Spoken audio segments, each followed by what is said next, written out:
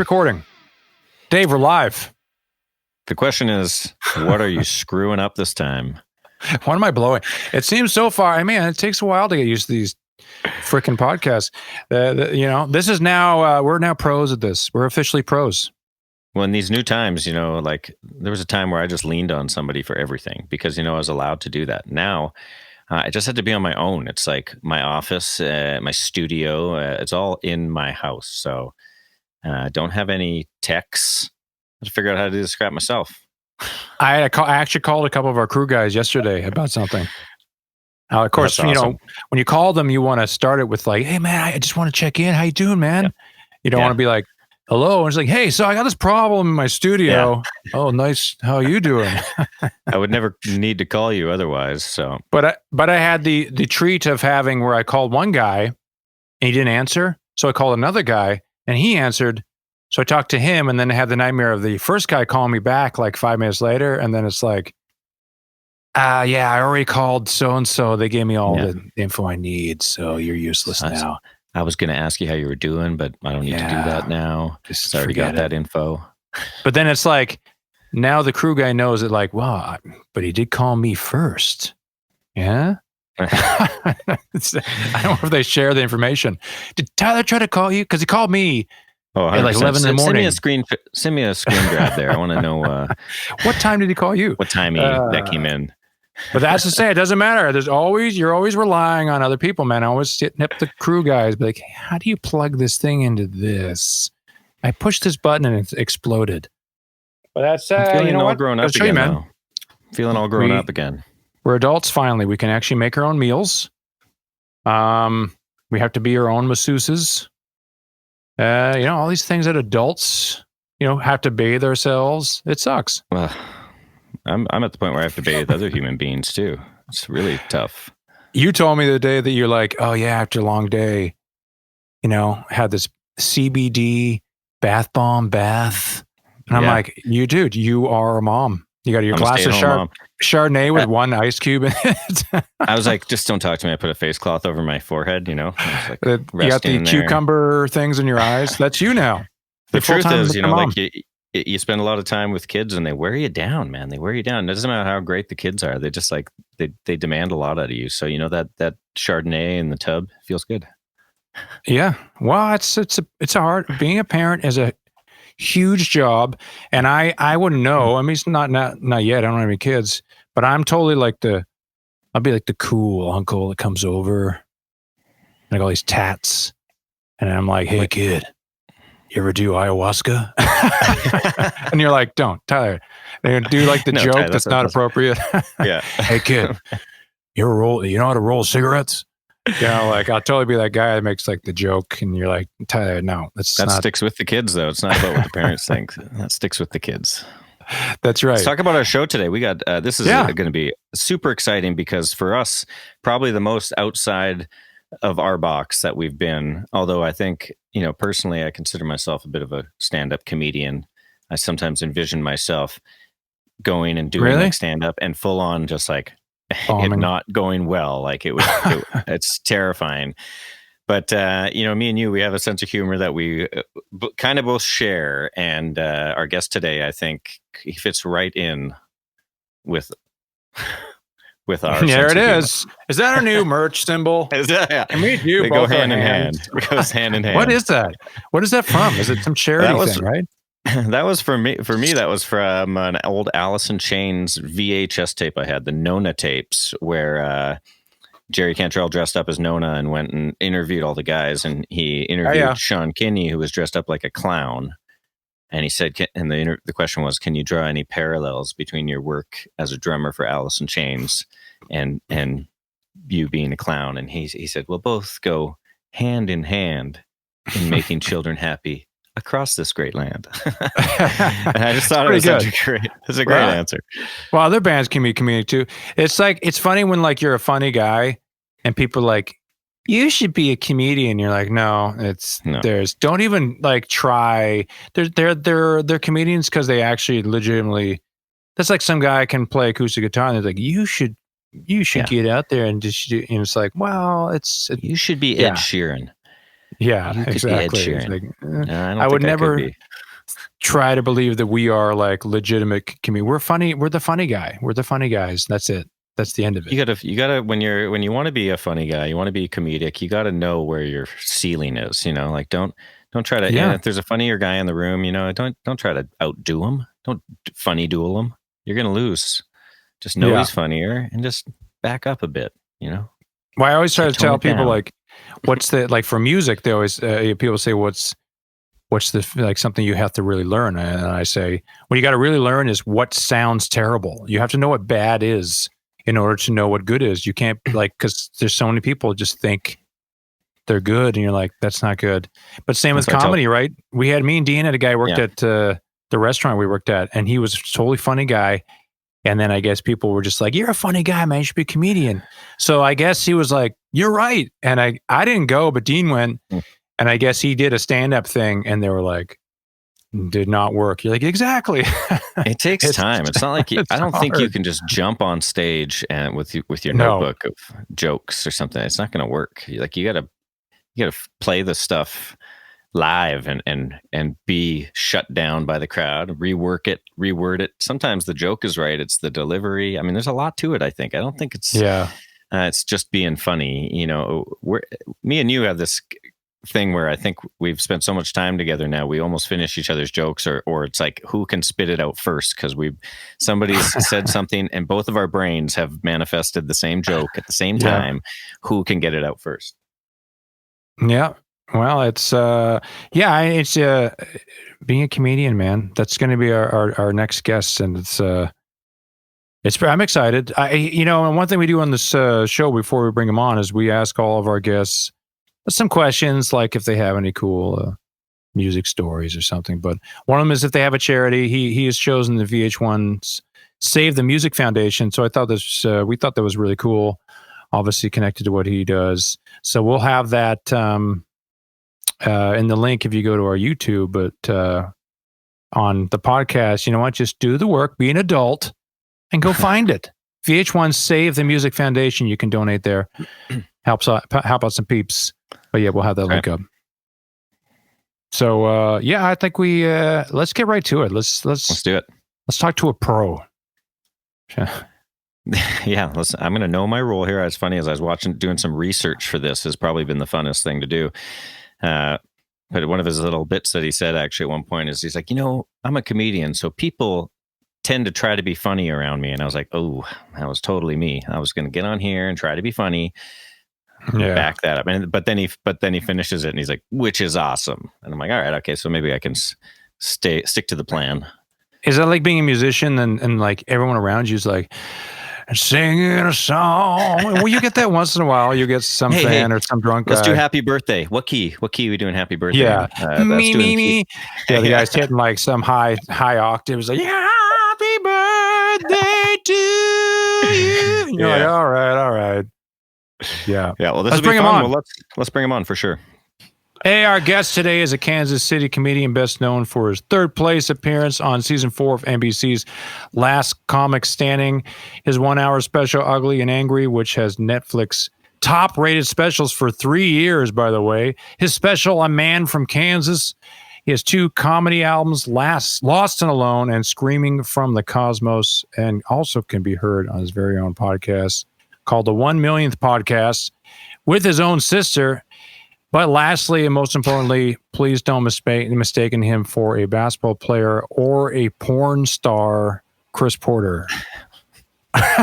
What up? Yes. That was long. I realized what up? That was longer than I was like, this is long. But hey, man, it's all the accolades. I've done a lot of things. You have done a lot of things. I was saying to Ty, like, this is, for me, researching for this podcast has been fun because, we talked to some musical buddies and stuff, but this was the funnest for me because it was just like listening to your comedy specials. And of course I have a couple of young kids, so I was like, listening to them on these while I was carrying my kids around and stuff. But man, your comedy is like right in line with Ty and I's sense of humor. And I was oh, thanks, man. Thinking this is going to be perfect for what we're into. That's awesome. It would have sucked if you would have been like, yeah, I watched all of them. And, not really my thing. Not good. Yeah. But The worst actually is, which the most insulting thing that we've gotten as a band too, is like when someone's like, "Hey man, I checked you out, and it's actually pretty good." It's like you're like, yeah, like they're surprised. Thank you. You know what? It's actually nice. It's listenable. It's not listenable. terrible. Not no, terrible. man. When we met, I was like, "You guys have got to be shit," and then turns out not so much. Yeah. So It turns out. congrats. Yeah, I got in half of an episode. Yeah, or the worst is when you try to you're like, "Hey man, I love your stuff. It's so amazing." You're like, "Really? Which one's your favorite?" And they're like, I've caught fans before where you're like, not good with song titles. Yeah, you know the one where you sing, Yeah. What's that one called? That's a good one. or they say someone else's song. Got that. Oh, yeah, I that's get happened. that. That'll happen after shows. They'll be like, "Oh, I love the bit you did about this." I was like, "That was the opener." No. And they're like, yeah. "Oh, yeah," or even worse, they'll argue with you. No, it wasn't. Yes. Yeah. That was you. Oh yeah. It's funny. It's They like to argue. There's definitely some parallels in touring as a band, and I think touring as a comedian. I wondered about this, because we tour in a tour bus, and we're 4 band guys, but then we also have a big crew, so we're usually like, we're 10 guys, 12 guys in a bus. Do you get anything like that? Do you ever do any like bus touring, or I guess maybe driving touring, some kind of, or is it everything flying? Not with not with comedianing, not with comedy. I rode around with Chris Robinson and his, both his bands. So I've definitely lived the life, but it was all recreational. Right. You live the recreational life. It was like a fucking rock and roll fantasy camp is what I called it. It was like, "Hey, how would you like to just lay in the back of the bus and just hang out for a week?" Yeah. That's I'm missing that right now. Oh man. It's a great time. You're like pirates. You have your little ship, you come into town, you plunder everyone's booty, and then you get the F out. We had a buddy come out that he was in another band, and his band had 2 days off or something. So I guess he got super hammered, and I woke up in the morning and he had just slept on our bus, and we were in another city from his band. And I remember his band was touring in a van, so I mean he made a smart move, I think. And he'd never been on a tour bus before, so when someone's never been on a tour bus when they get into the bunk and they go the wrong way and they're sleeping towards the bus driver. Oh yeah, that's how you get Gloria Stefan. That's right. That's how you get snap neck. Gloria Stefan. That's great. Yeah. It's like, first I'm like, "No, dude, you got to turn it around." And he's like, "Why?" I'm like, "Well, because you'd rather your ankles should be broken when we head on collision, go up the cliff." But well, I was sleeping in the back lounge most of the time. So I was sleeping perpendicular to the motion of the bus. So it was just going to be a lot of face if we got into a wreck. So we had a pretty good little stoppage where one of our guys smashed his face pretty good. Our tour manager went flying and smashed his face into a door or something. Oh, we've done some good stuff. We hit a deer one time. We hit a truck one time. We hit a bunch of good stuff. One good story was it was Kansas City. It was Kansas City. It sounds that'll happen. And we almost like he planned it. We were supposed to be in some sort of parade. Remember, Dave? Yeah. And I do. It was St. Patrick's Day. It was St. Patrick's Day. Oh yeah, that's huge. And they wanted us to be in the parade, the radio station, and for some reason, we didn't think we could get there in time or something. And so we were driving into Kansas City early in the morning. I guess we could have made the parade, and there was some car, I guess, broke down or something in a lane, and what happened was there was a car broken down on the side of the road, and some car tried to drive up to pass our bus on the inside, and then realized there's a broken down car, and then tried to make it and smash in the side of our bus, and it ripped the door off. And then, of course, it was on the news in the morning. It's like, rock-bound theory of a dead man. They had the chopper. The news chopper. And we're like, guess you could have been in that parade after all. I remember waking up after we hit something and looking out in like a marijuana haze stupor, and I was like, "What happened?" I'm going back to bed. Yeah. That was it. I didn't even crawl out. Didn't even get out of bed for it. I slept through it. I got That's out of bed hilarious. for the. I got out of bed for the deer, which turned into just like a fine red mist. Yeah. The deer one. You just liquefied it. Yeah, well, the it bus was- drivers are trained to not. They can't veer, because if you veer a tour bus, the thing will just like full roll and kill everybody on site. So they're trained. They're trained to accelerate. They're trained to gear down. Yeah, so it's kind of gross, but the bus drivers are like, I have to hit the deer, and people are like, oh, it's so sad. It's like, well, it's either, But also, no, not really. yeah. At the same time, it's like, well, but I mean, so you, when you travel a lot, I remember coming back from a tour date, it's from somewhere, and I was on a plane, and it was full of comedians. There was I think it was Joe Rogan's whole gang was on there, and it was like, Oh, probably. I don't know where they're coming back from. So do you do a lot of those kind of trips? A lot of the fly-in? No, but I'll tell you what, if you're on a flight to LA on a Sunday or definitely a Sunday morning, you're probably on there with 6 comics. Yeah. Just because that's our day off. That's our day to come home. So, and I do fly to every gig. I used to drive to like SF and Phoenix, and I'm kind of over that even. I'm just too old for it. Yeah, also, if you've ever blown a transmission in the middle of California, you're like, yeah, I should have flown. Yeah. Oh. And but yeah, it's like yesterday I flew home and Steve Byrne was sitting behind me and DL Hughley was to my left. So there you go. And that's just kind of how it is. Comics even talk about it. It's like, ooh, who are we going to see at the airport today? And it's all the same grossness, right? Like, so like we can choose when we want to fly home. We just tell our tour manager, but we all seem to choose like the super early first flight out. So you get, lobby call 4:30 or whatever. Yeah. And then you get to the airport and nothing's open, but you always see people like they're just circling, like just lying up to the Chili's too. Just cannot wait for that pint or of the Starbucks. Yeah. I take the morning flight because of travel trickle down now, which I find is like just the case. It's like when you get there at 9 a.m., everything's pushed back. So if you don't take the flight that's till like 2 p.m, you're screwed because that flight's going to be like 5 p.m. scheduled. Obviously, it's going to get canceled. You're going to be screwed. Yeah, just start early so you're at the airport and you can figure out what they fuck up. And everything's easier when you get there at 5 a.m. There's nobody there. There's nobody there, especially now. I don't know if you've traveled lately, but it's like 1968. Maybe without the carnage and the political unrest. But as far as airports go, they're dead. Yeah. They're all dead. 1968, so people are smoking on planes. It's like Mad Men on them. I mean, I think you could probably get away with it at this point. It's carte blanche. As long as you're wearing your mask while you do it.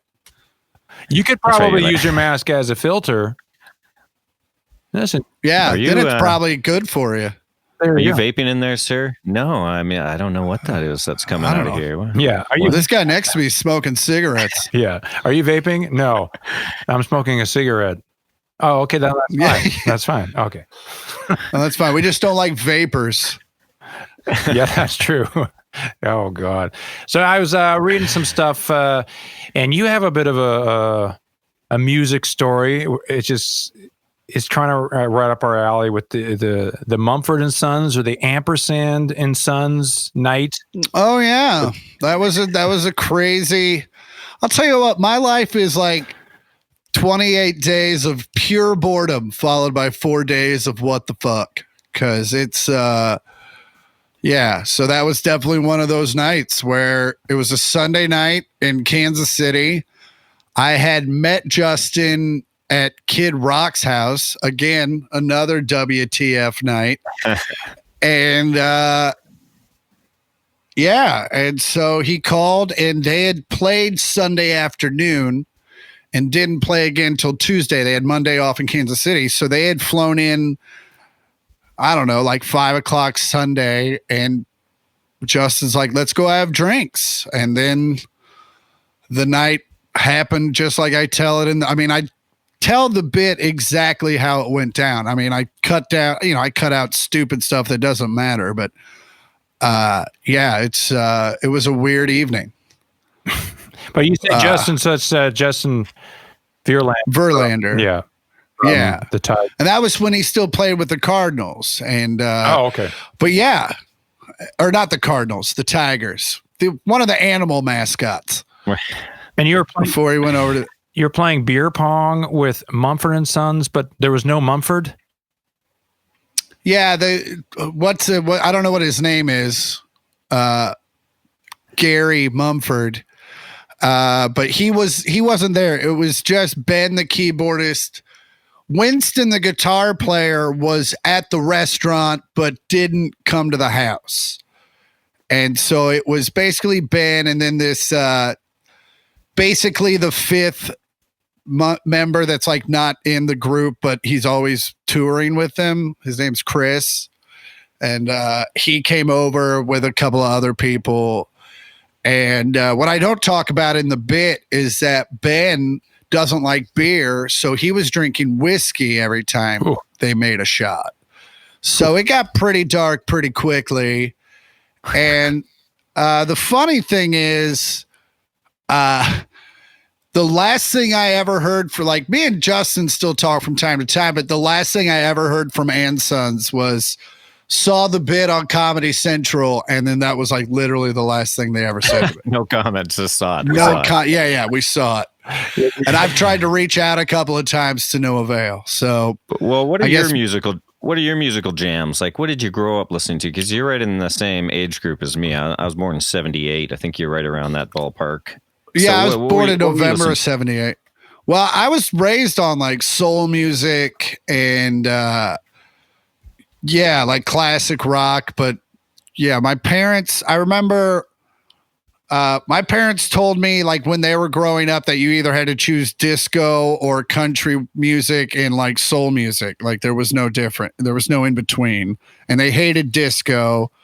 So they raised me on that music. So then when the Black Crowes came out with Hard to Handle, I remember my dad's like, because I think my dad was like, oh, I've raised a weird kid.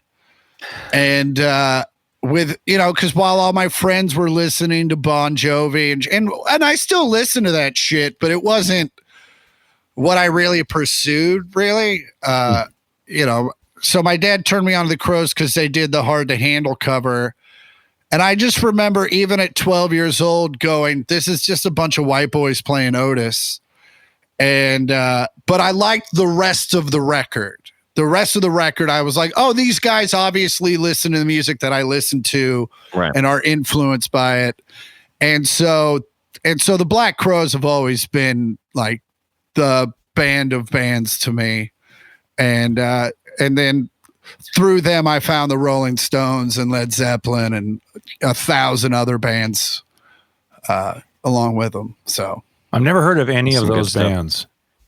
Yeah. You got to dig deep. You got to dig deep in the vinyl catalog, but they're there. They're those bands that you're like, oh, I have heard these songs. I just got a shipment of vinyl today. Actually, I haven't even opened it up. Oh, I gotta go take a look. You get a shipment from where? I just ordered from this guy, actually, Main Street Jukebox, Strasburg, Pennsylvania. I went in there once, and then I just, hey, man, support your local record shop, man. It just was record store day not too long ago. So I just, he just posts on Instagram records, and it's always like some cool stuff. Soundgarden's doing a bunch of like cover songs or something, and I'm like, oh, somebody sold. It always says sold right after. So I always just reach out to him and I say, hey, I'm PayPaling you $100. Send me some records. Oh, that's awesome. Pretty fun. Yeah, it's fun. Not like a service. It's not like one of those services on Instagram. No, I just take care of it because, for one, I think that a lot of people, in this time have been hit heavy, and I don't want to see record stores go away. I just want them to stay in where they are, and so I think they're trying to figure out ways to adapt and get their catalog out to people, get people buying their stuff still. So, I want to be able to buy records when I get back out on tour eventually. So I'm hoping these When the places- pandemic first started, my record store was on Postmates. Really?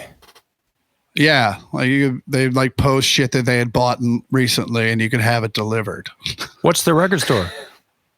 It's called the Record Parlor. It's in the heart of Hollywood, right off Cahuenga on Yucca. No, it's Selma. And they've got a lot of stuff, but I wouldn't call them.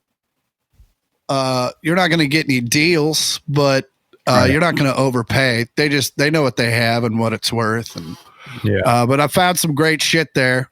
And sometimes when there's not a national pandemic, they let you come in and play spin records for like an hour if you want to. So I've done that a couple times. I'm gonna have to go check that out. It's one of my favorite things to do on tour is just go to a record store and blow an hour or two. Just listening to the music they're playing, looking through the racks. I love the smell of the old dusty dead skin that's in those cardboard folders. Dead It's good. skin. And you never know when you're going to find something you've been looking for years.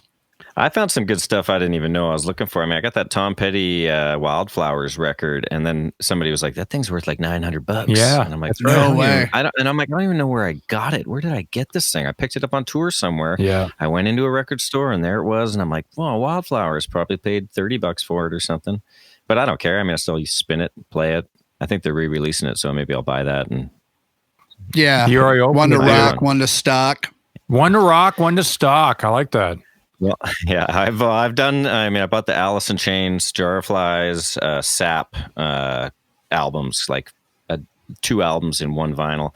And the day I got it, I put it on there, and then I went to put it on, and I dropped it out of my hands on top of the needle, and it landed and scratched 2 songs like Rotten Apple and Nutshell, my favorite 2 jams, like right out of the gate. And I was like, man, and it's still to this day when I listen to it, I hear it. But now those are nostalgic moments. I'm like, man, that's because I was so stupid. And I'm gonna write that down, when I Dave. did that, I don't know. Maybe some of them. But it's also cool that you when you buy a record and then 12 years later you check the price and it's gone up like 1,000%. Yeah. That happened with like I have a Led Zeppelin BBC session set that the pressing I have even opened is worth like $600 or something. Ooh, nice. Yeah, I paid $80 for it. I was gonna say because now, like, I went to a record store. I think it was like last fall. Me and Dean went somewhere, and all the stuff that we listen to is now considered classic.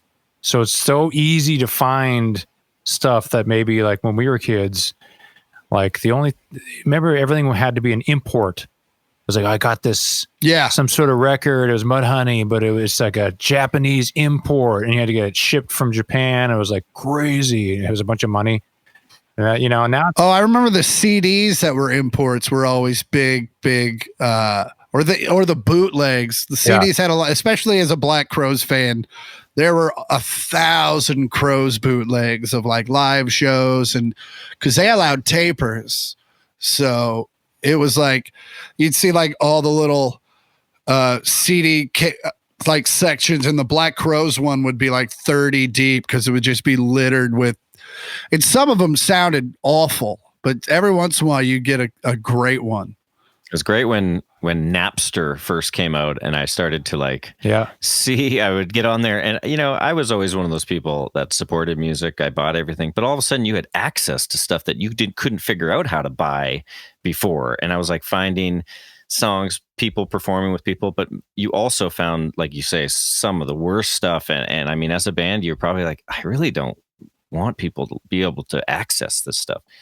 And then that's the way it is now. I mean, now it's like people listen to cell phone recordings of live shows, and that's their audio quality. That's what they like.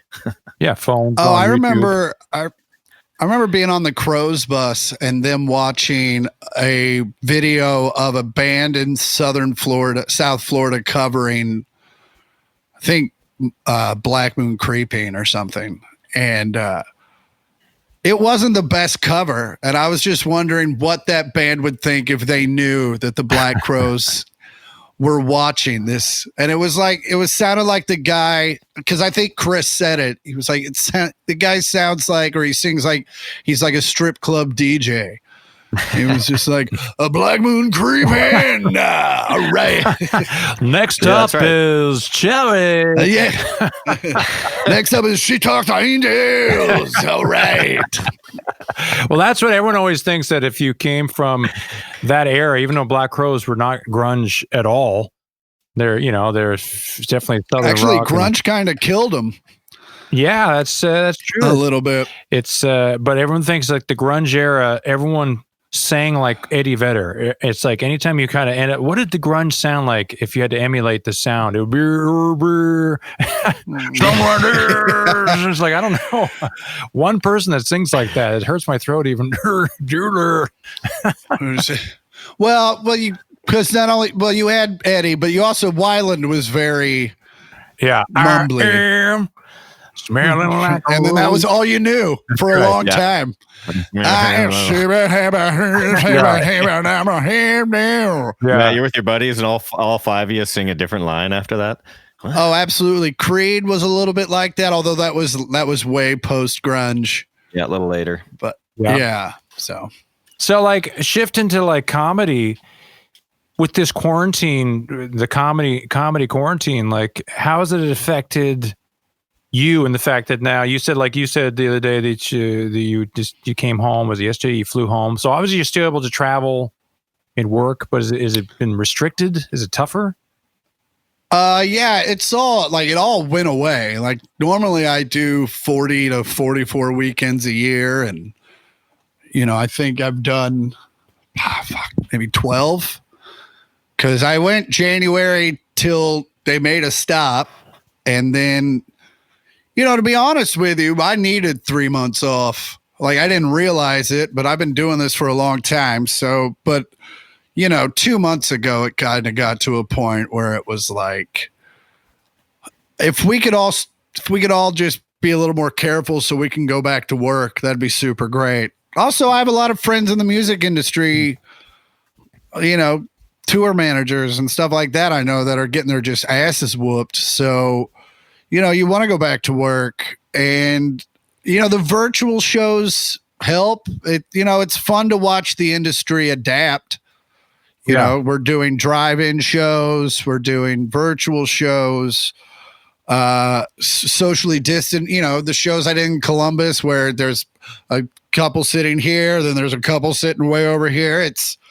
And now there's plexiglass up in between sections. It's, you just have to adapt, and it's weird and obviously not as lucrative as it once was. So you just have to, but also this isn't forever. Like that's Right. a lot of people are freaking out like it'll never be the same. It's like, no, even if the virus sticks around, people are just going to get to the point where they're like, just play the concerts. I don't care. I'm going to show up.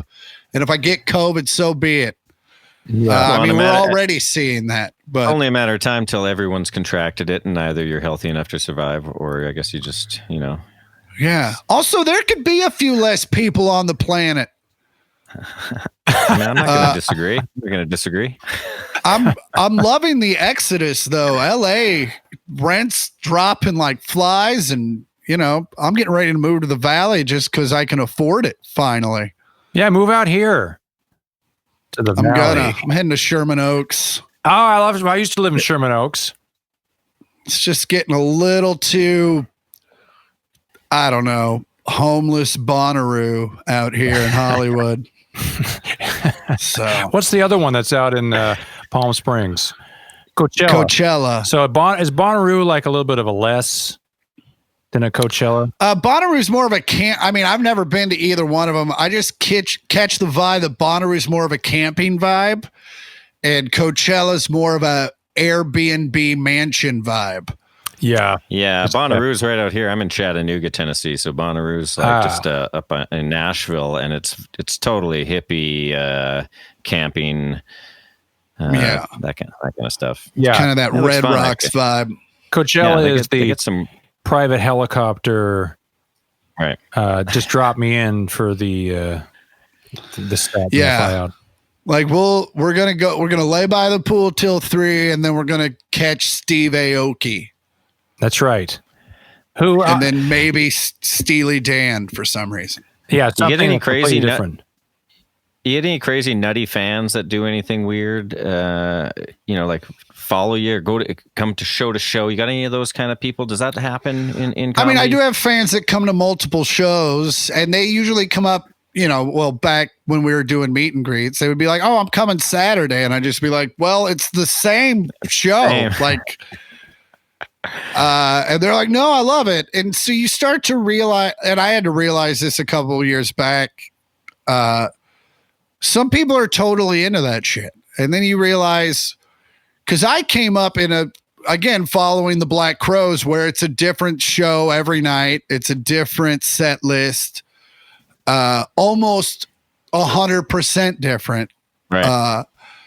And so I always kind of thought that's what fans wanted. And then, as I've started to build up a catalog, you start to realize, fans during show, once I started doing a Q&A during shows, fans would start requesting old bits. And you're like, oh no, people want to hear, there is a reason why some fans were mad when they left a Black Crow show because they didn't play She Talks to Angels. And it's like, oh yeah, some fans just want to hear the hits.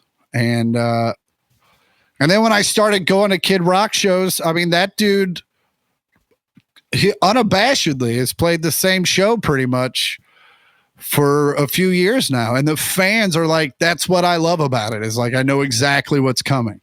We kind of do that. We dial it in more like, we kind of know what songs we want to play. There's usually a few variables, but for the most part, we've got the bedrock of the set is already in place based on, what we think the fans really actually want to hear. But I think that's the cool thing about the Black Crowes and bands like Pearl Jam for me, where I've seen Pearl Jam in Vancouver, and then a couple of my buddies and I drove and saw them in Seattle a few nights later, and I was in the crowd telling them the songs that they're going to play, and then they didn't play any of the songs, and it was like, oh yeah, they opened with this, they played Jeremy, oh yeah, of course they'll play Jeremy after. Yeah. And then they didn't play any of that stuff, and I'm like, well, I don't know, like, I didn't know they played. How do they even know this many songs? I mean, how do they know their own music?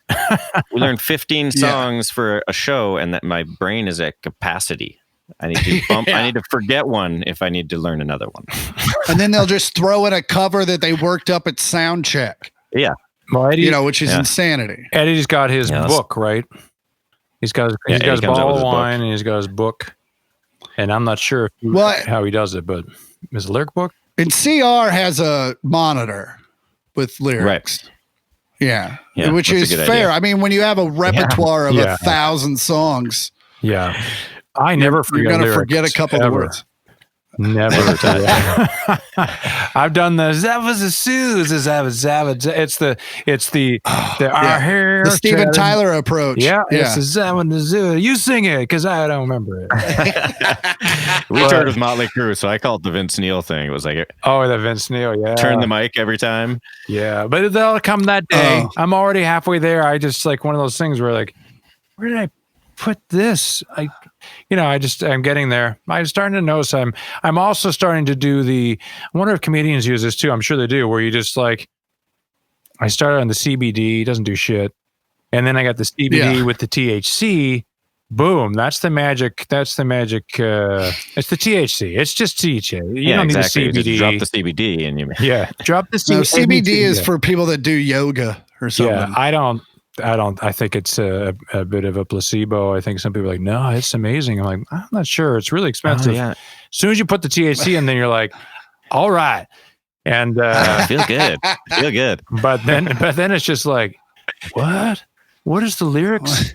I've seriously I think I went on stage one night and the intro was rolling and I had to ask someone else in the band. I'm like, what's the opening line for Low Life? So stupid. When I had a cover band, I was pretty good. We'd have to play 4 sets a night, and I knew almost all the lyrics by heart. But there was one Tom Petty song that I just could never get in between. Before every verse, I would look at my guitarist and be like, "How's it start?" And he'd give me the first line, and then I'd be good.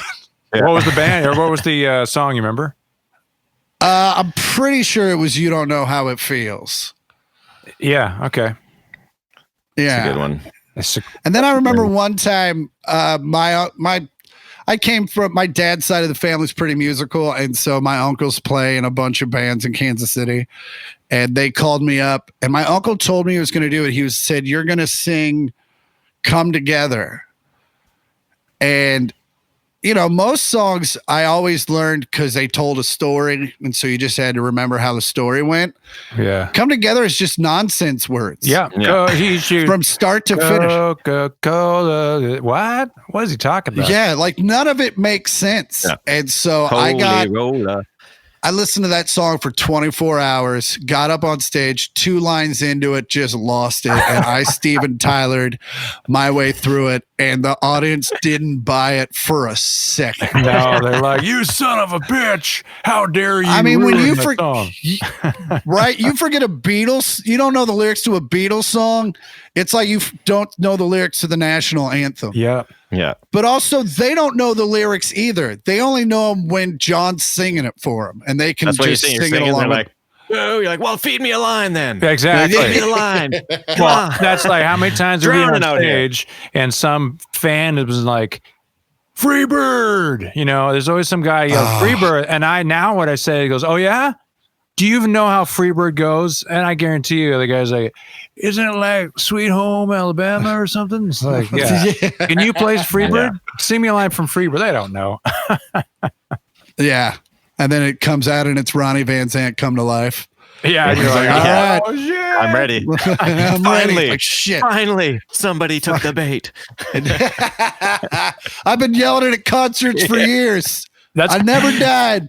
Finally invited on stage. Oh man, if it was real, like there's so many people I wish would come back.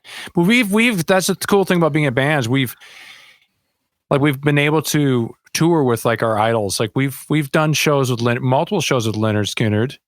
Obviously not the original lineup, but and Motley Crue. We did a couple tours with Motley Crue. But there's there's definitely been some bucket list bands, and you got to keep, like Dave says, he's like, keep it on a level. Don't be going all fanboy on any of these people. Don't be knocking on their dressing room door, going to their bus and being a jerk, because that's so embarrassing. But has there been anything like that for comedians? Is there comedians who are like, shit, man, if I got to tour or open for, whoever, that would be like, I could die? It's kind of well, like I got to open for Hedberg when he was still alive. There you go. Which was super great. I learned a big lesson. I met Robin Williams by surprise. I was there with a couple of friends, and they smoked cigarettes, so we had gone out so they could smoke. And when we came back, Robin was in our seat. From the back, he's just an older, gray-haired man. And so we tapped him on the shoulder. And we're like, "Oh, we're sorry. We were sitting here. We're just out smoking." And he was like, he turns around and it's fucking Robin Williams, and he just turns into Robin Williams. Like, "Oh, I'm sorry."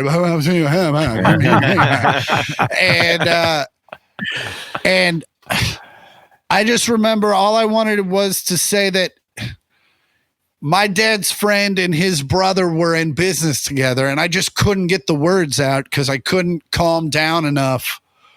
And I just took that as a huge life lesson. So I remember when the day came for me to actually meet Chris Robinson, I actually knew it was going to happen like 3 hours in advance. And so I was like, "Don't Robin Williams it." And so I was like, just be cool, introduce yourself, speak when spoken to, and it worked out. Luckily, that's kind of how I met him. And he was kind of holding court and talking to a bunch of dudes. And then at the end of it, I was just like, "Hey man, you've been one of my idols my whole life. It was cool to meet you. I'll be at your show in 2 weeks." And he was like, "Well, come backstage and hang out." And I was just like, and that's what started our friendship. And so, I always took that as a life lesson. But as far as people I'd like to tour with, I mean, Bill Burr would be great. It'd be fun to tour with really anybody, just to, because comics don't normally do that, so it'd be nice to have that, like a double headlining kind of thing. But, Yeah, it'd be fun to do with like Chad Daniels or even like my buddy Tone Bell. I mean, there needs to be some. I just think if you had me and Bill on the same bill, that's just two angry white dudes. It's just a lot of yelling. But yeah, yeah, I'd also like to go open for a band. Like Shinedown always talks about it. I don't know if it's ever going to happen. I opened for Zach and Brent a few times. I actually did open for Shinedown one night in Kansas City, and it went okay. I think that's a good pairing. I like the comedy and music. I guess Tenacious D, they had a comedian open for them, and I think that is a beautiful pairing because Tenacious D is already sort of a comedic band. So I can see Metallica had Brewer open. Yeah. I mean, I love it. It's entertainment. I think you got to look at it like a entertainer's perspective. Sometimes I actually feel like, the barrage of live music is actually, it's harder. It's almost be nice to start with a band, give them a comedian, bring out the next band. Yeah. It would actually probably be really great for their palates. Also their ears. It's also like, it's not great for the comic though. I mean, it's a fine show, but it's like even when I opened for Shinedown and they promoted it for 2 weeks and told everyone that, hey, Chris Porter is going to open, still only like half the audience could give a shit. And then the people in the back were just talking to each other.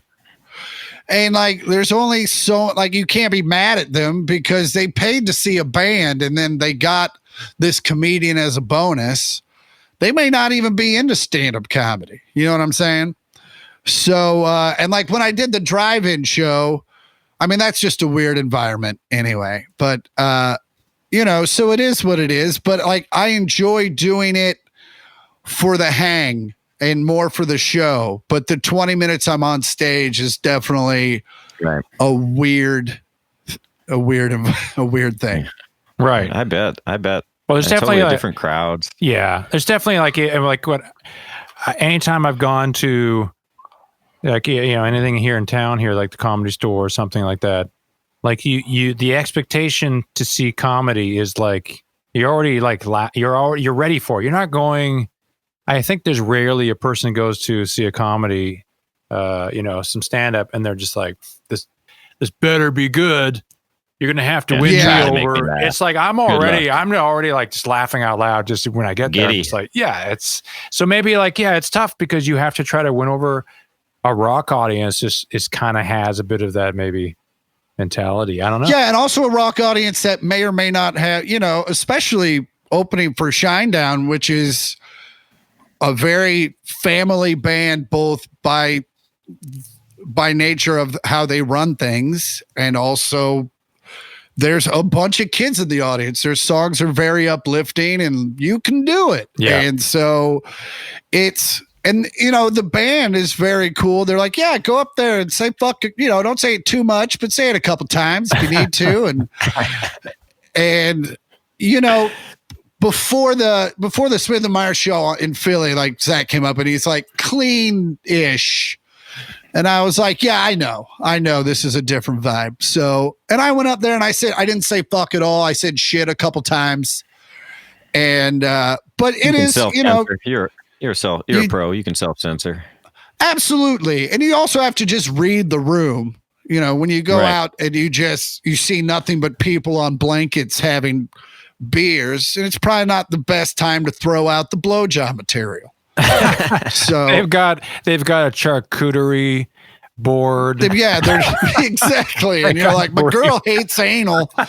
And they're like, well, okay, I was trying to. Yeah, they got a baguette. And they're like, what? Yeah. But you know what? I'm good on the sausage now. When I saw Faith No More, Dave, you ditched on that show. You probably ditched on that one. Yeah. But they had, I don't know if you know who this guy is. They had a guy open, but it was like, he was almost dressed up as he had some fake mustache and wore like a blue, like wedding outfit or something. Do you know what I'm talking about? He kept coughing all the time. Oh, it was the guy that he ran around with, hold on. Who is the guy from Saturday Night Live, the super weird guy that's a legend? He wrestled women. Oh, Andy Kaufman. Yeah. I was just going to say from Taxi. Yeah. He ran around with Andy Kaufman. His name's Tony. Yes, that's him. Yeah. Hold on. Yes, fuck. You're right. Tony something. Tony, hold on. Clifton. Tony Clifton, that's it. Tony Clifton. Yeah. And yeah, so that guy's been around forever. So, and that also is like about the time Faith No More was huge. So that plays to their audience and stuff. Yeah. And now it's, I'll be honest with you. Like I did the Smith and Myers thing on Thursday of last week. And I had so many people blow up my Instagram. Like, we were so happy that you came out and opened for them and blah, blah, blah. So now I think some of it is me just going, oh, they hate me already. And I haven't even walked out on stage yet. Right. So, yeah. Well, that's the me life every of night. an entertainer. Yeah, that's the life of an entertainer, right? yeah, right. Yeah. Oh God. That's so true though. My Lord.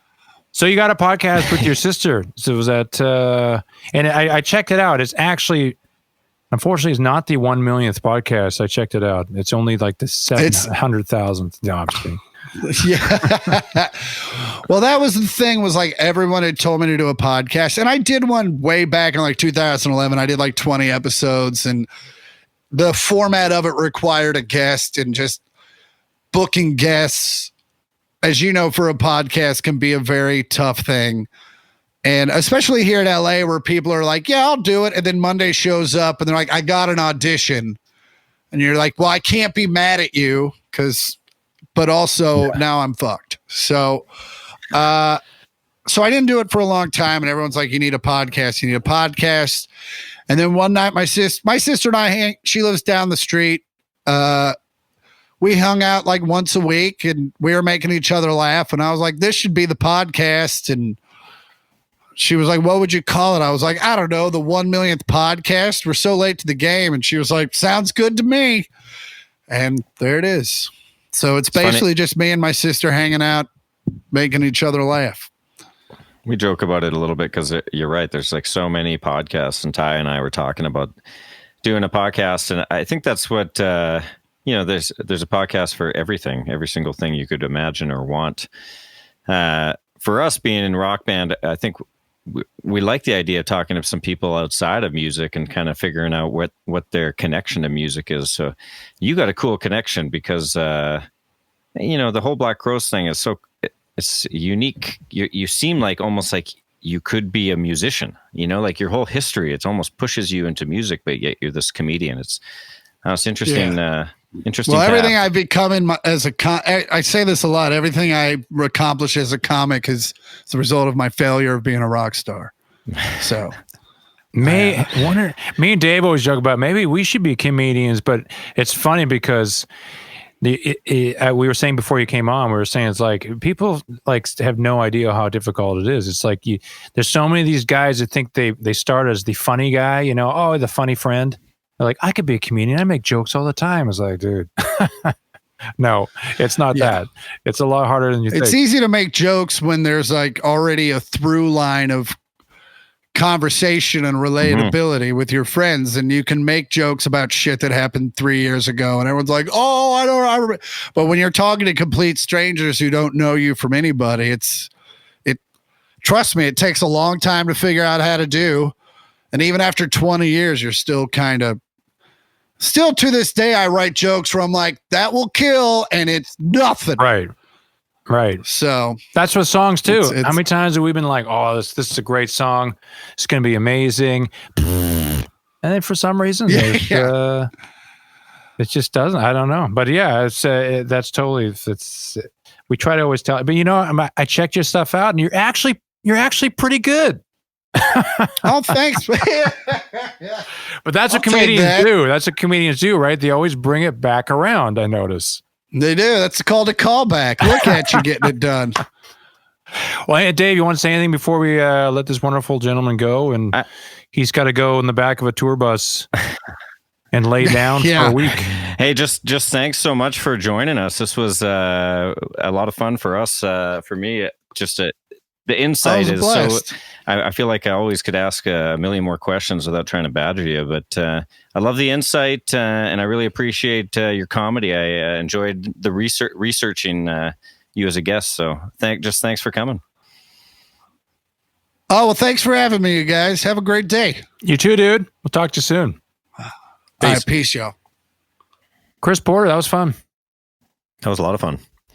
I didn't know, like, he was like friends with Black Crowes, and he spent some time on the road with them and hanging out with the Shinedown guys. Well, it's cool because he's definitely interested in music, and you know, the two go hand in hand, making children happy. Yeah, how's the great land? That's right. That's so good. Yeah, man. It's you always wonder, like, talking to someone that's a comedian, are they always on? And we discussed before, we're like, you know, are you going to talk to a comedian and he's going to be telling jokes the whole time, or is he going to be like, hey, what's up? How are you? Because, you know, well, we played remember we played that poker tournament at Jerry Cantrell's house, and it was there was some pretty cool people that, you know, you were rubbing shoulders with, and Dane Cook was one of them. And I remember at the final table, like, you kind of almost expect that these people are going to be making jokes and cracking jokes, and he didn't seem like he was in a good mood. He wasn't very happy, and then I actually knocked him out of the final table, and he just stood up and walked away, didn't say a word, stood up, turned around, walked away, and I'm like, man, I guess he saves it all for the stage. Hey guys, yeah, boom, now there's three. Left. I think he left. He just got up and left. That was where, like, he brought his plumber, or it was his plumber, or was like his internet dude was like with playing poker. And that was the guy where, like, you had to put money into the pot to pay for all the stuff. So I think it was like you put in $5 or put in $10, pays for the drinks and the snacks. That's all $100 buy-in plus $10 sort of to the kitty that goes to pay for all the stuff. Yeah, they're right. If you want to drink, you want a beer or something, like, it's all provided. And the guy refused to pay for it. And I'm not going to drink anything. No, I'm good. I'm not going to eat. Jerry's like, well, it's for the TP. It's for the TP. Yeah, you can use his bathroom. Like, come on, just put it in. It's like, no, the guy refused. Remember? And we're like, just pay it, and I'll pay. I'll put it in the $10. Jesus Christ, because they're arguing in the guy's own house, and I was just like, oh, it's getting aggravating. Man. It was. And we're like, well, gee, what's you in or what? Are you in or out? I made $600. I got third place, made $600, and I actually got bad beat on the river there. I thought I was going to go second. I was going to become the big stack and win it, which would have been my dream. You know, Jerry Cantrell's my guitar idol, playing poker at his house, final table right next to Jerry, bumping shoulders. It was a good time. I lost $200, you piece of shit. I know. You and Dean, I joked that of the 600 I won, I wanted 400 of it to actually be yours and Dean's money. It'd be cool. Get a poker guy on here. That'd be a great guest. We used to play a lot of poker. We used to do it all the time. You know, we want to hear from our listeners too. If you guys have a guest suggestion for us, email us bandmeetingpodcast@gmail.com, and either Tyler or I will actually read that and say, no way, nope, not going to happen, not going to, actually not a bad idea, never, no, yeah. So send us a guest idea. No, are you stupid? No. That person's deceased. Yeah. He's a ghost.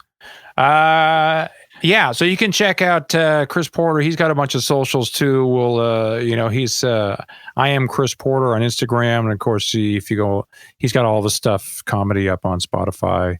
You can stream with just Chris Porter, and donate to VH1's Save the Music Foundation as well.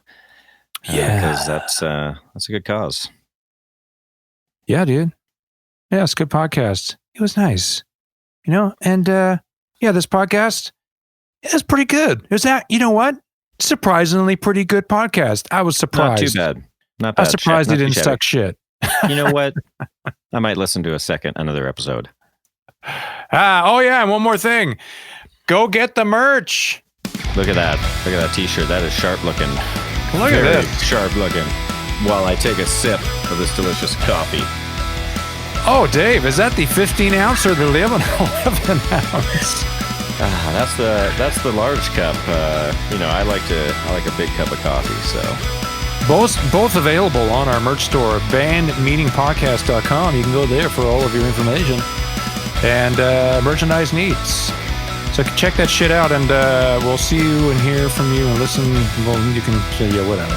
Next one. Well, exactly. Bye-bye. Bye.